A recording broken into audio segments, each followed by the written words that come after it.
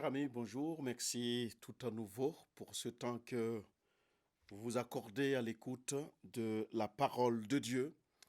Nous poursuivons toujours dans ce temps de méditation, de confinement et petit à petit, ici et là, les œuvres s'ouvrent, les assemblées s'ouvrent. Et si Dieu nous fait grâce, eh bien, d'ici quelques semaines, nous aussi, nous pourrons aller plus loin, commencer à nous retrouver par petits groupes de façon progressive. Nous bénissons le Seigneur. Ça a été un temps où nous avons pu exercer notre patience, ce qui n'est pas inné. Il nous fait grâce dans ce domaine. J'espère que vous allez bien. Eh bien, nous allons prier, réclamer son secours pour ce temps de courte méditation. Que sa grâce repose sur nous, tant pour nos frères et sœurs de l'Assemblée du Grand Havre que pour ceux et celles qui nous écoutent ici comme ailleurs, sur d'autres continents. Nous prions que la paix de Dieu soit sur votre cœur et que ces moments vous soient des temps profitables.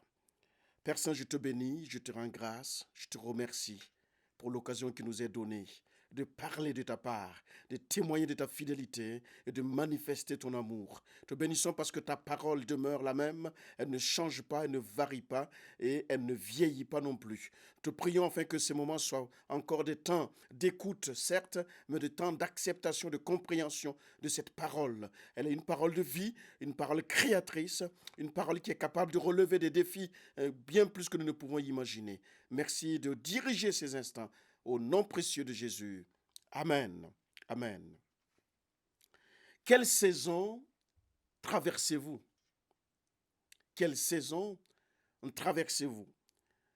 Vous allez me dire, ça dépend de là où on habite, si on veut parler de saison en termes de climat. J'aimerais lire avec vous ce passage de Daniel, Daniel chapitre 2, verset 19, nous lirons jusqu'au verset 22. Daniel 2, 19. Alors le secret fut révélé à Daniel dans une vision pendant la nuit. Et Daniel bénit le Dieu des cieux. Daniel prit la parole et dit, béni soit le nom de Dieu, d'éternité en éternité. À lui appartiennent la sagesse et la force. C'est lui qui change les temps et les circonstances, qui renverse et qui établit les rois, qui donne la sagesse aux sages et la science à ceux qui ont de l'intelligence. Il révèle ce qui est profond et caché. Il connaît ce qui est dans les ténèbres et la lumière demeure en lui. Amen. Amen. C'est lui qui change les temps et les circonstances. C'est Dieu qui change les temps et les circonstances. Frères et sœurs et chers amis, c'est Dieu qui change les temps et les circonstances. Le sage de Dieu, l'Ecclésiaste, dira, Ecclésiaste chapitre 3, verset 1er, il y a un temps pour tout, un temps pour toute chose sous les cieux. Un temps pour toute chose sous les cieux.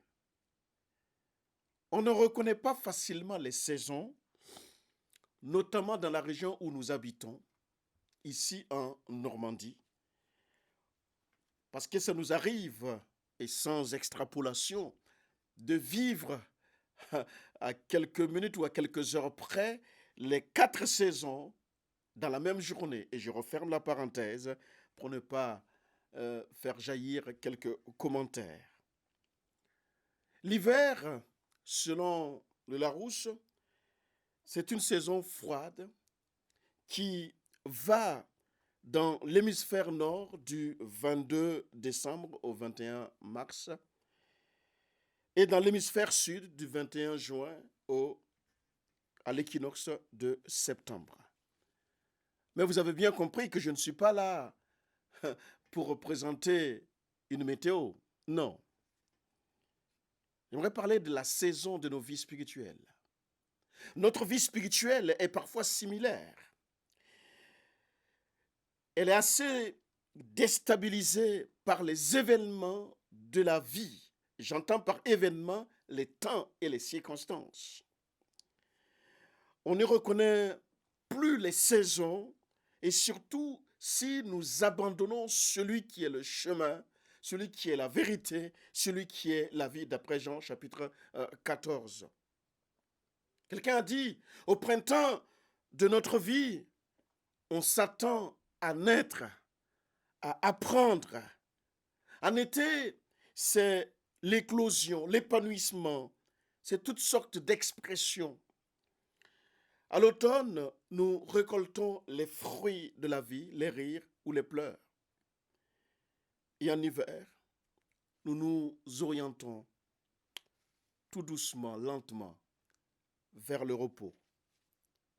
Frères et sœurs, ainsi nous traversons la vie en surmontant chaque étape de mieux que nous le pouvons. Il y a des saisons dans notre vie qui sont plus ou moins difficiles à vivre. Des saisons qui sont bien marquées. De la même manière qu'on ne peut confondre l'été et l'hiver, le printemps et l'automne, de la même manière, il y a des saisons dans la vie spirituelle, dans chaque enfant de Dieu. Il y a des saisons que nous traversons qui ne se ressemblent pas. Ce n'est pas facile de quitter l'enfance pour vivre l'adolescence, de quitter l'adolescence pour vivre l'âge adulte, rentrer dans les liens du mariage, ensuite de la fécondité, et ainsi de suite, pour arriver enfin à celle de la vieillesse. En vérité, nous sommes tous confrontés à un moment de notre vie à ce que la Bible appelle des situations d'extrémité. La parole de Dieu met un homme sur notre cœur en nous avertissant qu'il y a un temps pour tout. Un temps pour tout, un temps pour toutes choses sous les cieux. Un temps pour naître et un temps pour mourir. Un temps pour planter et un temps pour arracher ce qui a été planté. Un temps pour pleurer et un temps pour rire. Un temps pour se lamenter. Un temps pour se taire et un temps pour parler. Un temps pour aimer. Mon ami, à tous les coups, tu passes par un certain temps, une forme de temps. Tu passes par une certaine saison, une forme de saison. Bien souvent, nous sommes impatients et nous vivons très mal ces saisons. Et en réalité, ce n'est pas tant les saisons qui nous font mal. Ce n'est pas le fait de savoir que je suis en hiver ou que je suis à l'automne ou au printemps qui est véritablement le souci. Notre problème ou la problématique, ce sont les transitions de ces saisons qui nous sont difficiles parfois à vivre. De la même manière que quand on s'approche, on quitte l'hiver pour rentrer au printemps, il y a des moments, il y a des jours, il y a des semaines où on ne sait pas comment s'habiller. Faut-il s'habiller de façon chaude ou de façon légère? On tâtonne. Mais ça, c'est que pour l'accoutrement. Ça, ce n'est autre chose. Mais dans la vie spirituelle, il y a des transitions comme ça. On ne sait pas si il faut rester et fonctionner parce que c'est l'hiver, ou bien il faut fonctionner d'une autre façon. Mon ami, il est grand temps de comprendre que Dieu est le maître des temps et des circonstances. C'est lui qui tisse et qui lie les saisons. Ce qui veut dire que je suis appelé en ce moment où tu es en train de m'écouter à renouveler ma confiance à la personne de Dieu, à m'attacher qu'à lui et de s'attendre uniquement qu'à lui seul. C'est lui qui dirigera les temps, qui conduira les moments. Peut-être qu'on s'accroche trop à des saisons plus que d'autres. Ben oui, il y a ceux qui préfèrent l'été, ceux qui préfèrent l'automne, il y a ceux qui préfèrent le printemps et ceux qui préfèrent l'hiver. Mais de toutes ces saisons bien marquées naturellement en Occident, de toutes ces saisons, c'est le même auteur. C'est lui qui est l'auteur de toutes nos saisons. Je ne veux pas me mettre à citer les saisons que tu traverses avec ces différentes variétés, ces hauts et ces bas. Mais j'aimerais simplement te dire, en des simples mots, mon ami, peu importe la saison par laquelle tu traverses, que ce soit une saison de joie ou de peine, une saison où tout semble être froid, une saison où peut-être les feuilles de ta vie sont tombées, une saison où peut-être c'est la gaieté, la joie, parce que tout est en train de refleurir, faisant écho au printemps. Une saison où tu es sous les tropiques avec la chaleur. J'aimerais te dire que Dieu est le maître des temps et des circonstances. Et j'aime particulièrement ce verset 21 de Daniel 2. C'est Dieu qui change les temps et les circonstances. Oui. Écoute-moi bien, je l'ai répété au début de la lecture, je répète encore. Dans ce que tu traverses comme saison, retiens que c'est ton Dieu qui change les temps et les circonstances. Deux choses, il ne se limite pas simplement à changer le temps, mais le temps est obligé de se calquer à la circonstance. Dieu change le temps, il change la circonstance. Chaque temps a sa circonstance. Et chaque circonstance fait écho à son temps. Que Dieu te bénisse. Que Dieu t'amène dans une réflexion profonde, salvatrice. Et je prie vraiment que sa paix soit sur ta vie. Fais-lui confiance. Je lis ce texte pour terminer. Ésaïe 41, verset 10.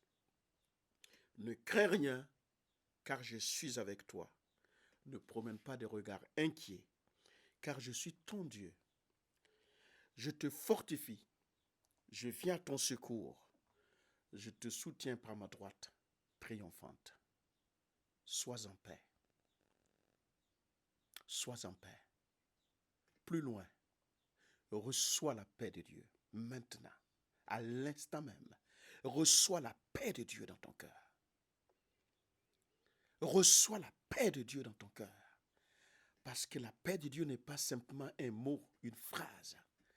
C'est la personne de Jésus. C'est lui qui donne la paix. Il a dit, je vous donne ma paix. Je vous laisse ma paix. Je ne la donne pas comme le monde donne. Alléluia. Seigneur, je te bénis pour mes amis qui ont pris ces quelques minutes simplement pour entendre ta voix. Visite-les, renouvelle-les. Si c'est des épreuves, peut-être que tu n'as pas prévu d'ôter l'épreuve maintenant, mais donne-leur la force de traverser cette épreuve au nom de Jésus. Comme dit la parole, que toute arme forgée contre eux soit sans effet au nom de Jésus. C'est en ton nom que j'ai prêché avec foi. Et cette parole va trouver un cœur, quel que soit le lieu. Tu es souverain en toutes choses. Reçois favorablement ma prière. Au nom de Jésus. Amen. Merci pour votre attention. Merci pour votre écoute. Et je vous dis à très bientôt. Que la grâce de Dieu soit votre partage tout au long de cette journée.